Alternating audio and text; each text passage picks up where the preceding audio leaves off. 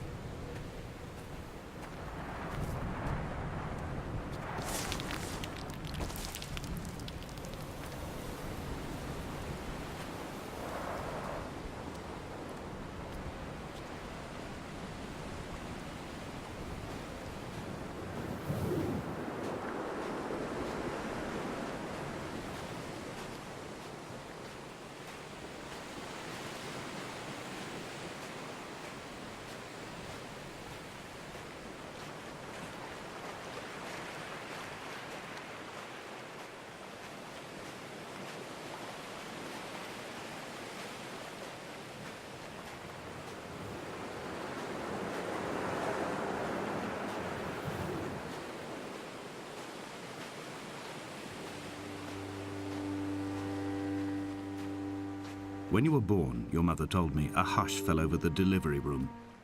A great red birthmark covered the left side of your face.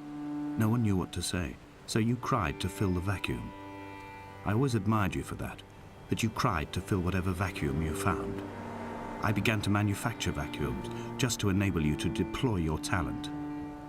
The birthmark faded by the time you were 6 and had gone completely by the time we met, but your fascination with the empty and its cure remained.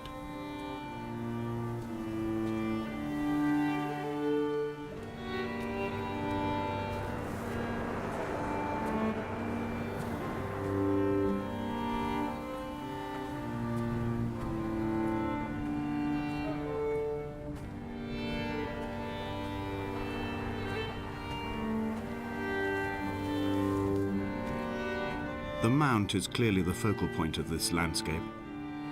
It almost appears so well placed as to be artificial. I find myself easily slipping into the delusional state of ascribing purpose, deliberate motive to everything here.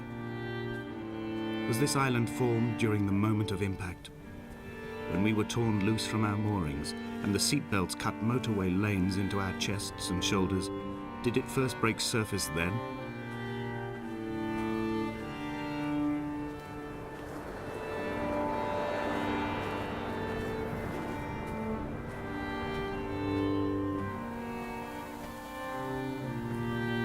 When someone had died or was dying, or was so ill they gave up what little hope they could sacrifice, they cut parallel lines into the cliff, exposing the white chalk beneath. You could see them from the mainland or the fishing boats, and know to send aid or impose a cordon of protection, and wait a generation until whatever pestilence stalked the cliff paths died along with its hosts. My lines are just for this: to keep any would-be rescuers at bay. The infection is not simply of the flesh.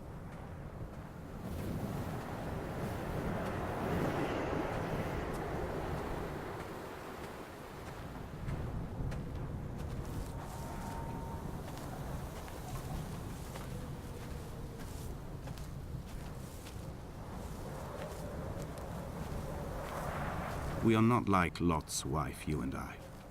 We feel no particular need to turn back. There's nothing to be seen if we did. No tired old man parting the cliffs with his arms. No gifts or Bibles laid out on the sand for the taking. No tides turning or the shrieking gulls overhead. The bones of the hermit are no longer laid out for the taking.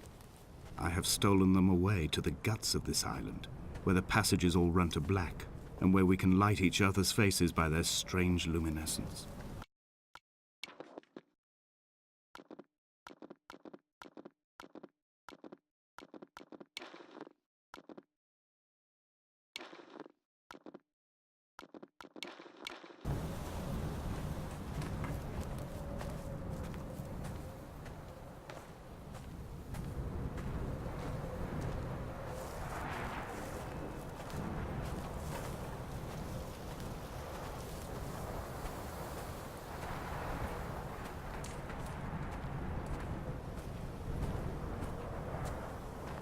Dear Esther, I met Paul. I made my own little pilgrimage. My Damascus, a small semi-detached on the outskirts of Wolverhampton. We drank coffee in his kitchen and tried to connect to one another. Although he knew I hadn't come in search of an apology, reason or retribution, he still spiraled in panic, thrown high and lucid by his own dented bonnet. Responsibility had made him old. Like us, he'd already passed beyond any conceivable boundary of life.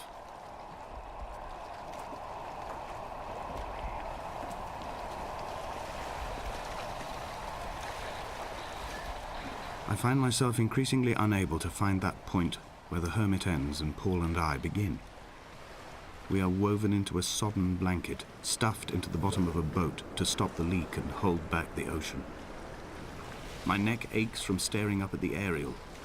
It mirrors the dull throb in my gut where I am sure I've begun to form another stone.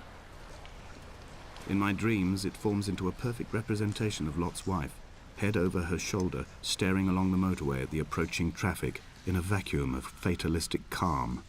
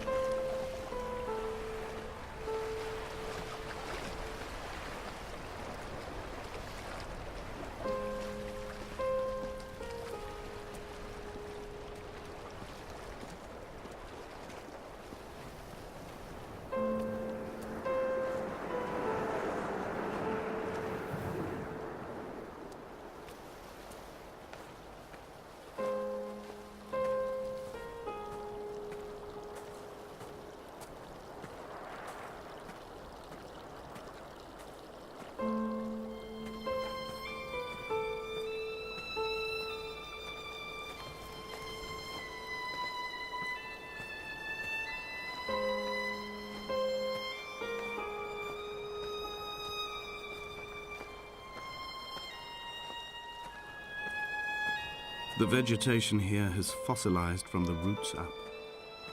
To think they once grazed animals here, the remnants of occupation being evidence to that. It is all sick to death. The water is too polluted for the fish, the sky is too thin for the birds, and the soil is cut with the bones of hermits and shepherds. I've heard it said that human ashes make great fertilizer, that we could sow a forest from all that is left of your hips and ribcage, with enough left over to thicken the air and repopulate the bay.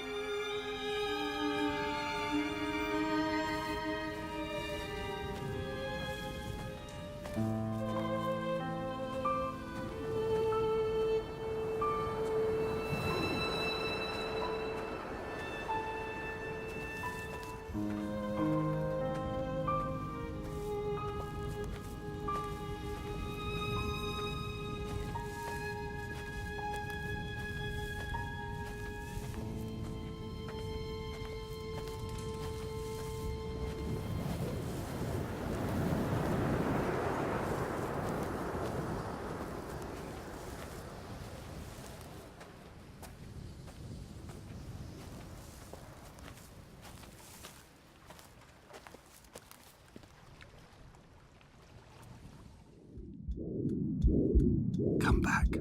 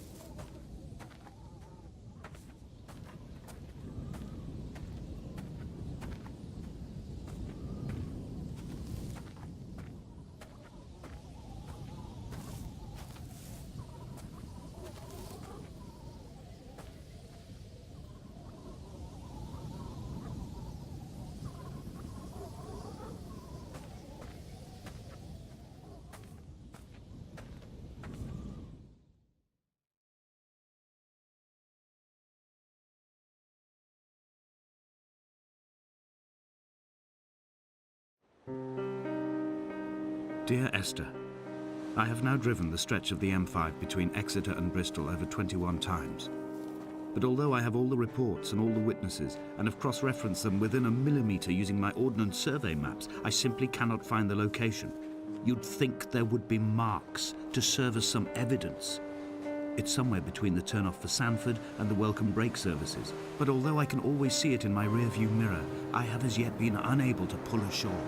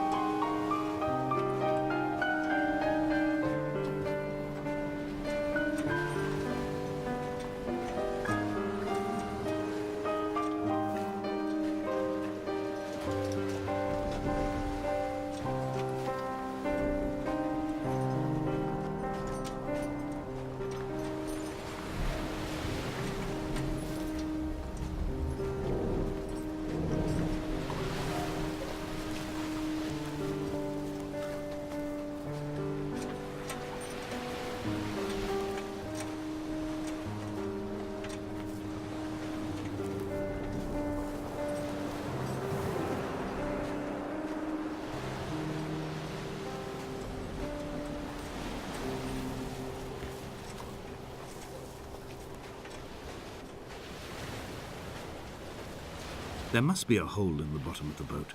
How else could new hermits have arrived?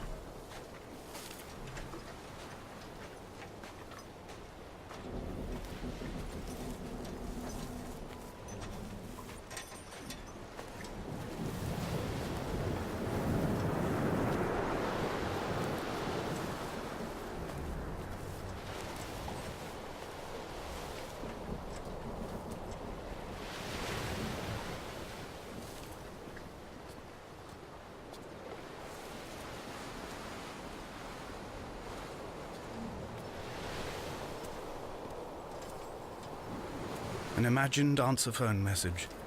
The tires are flat, the wheel spins loosely, and the brake fluid has run like ink over this map, staining the landmarks and rendering the coastline mute, compromised. Where you saw galaxies, I saw only bruises cut into the cliff by my lack of sobriety.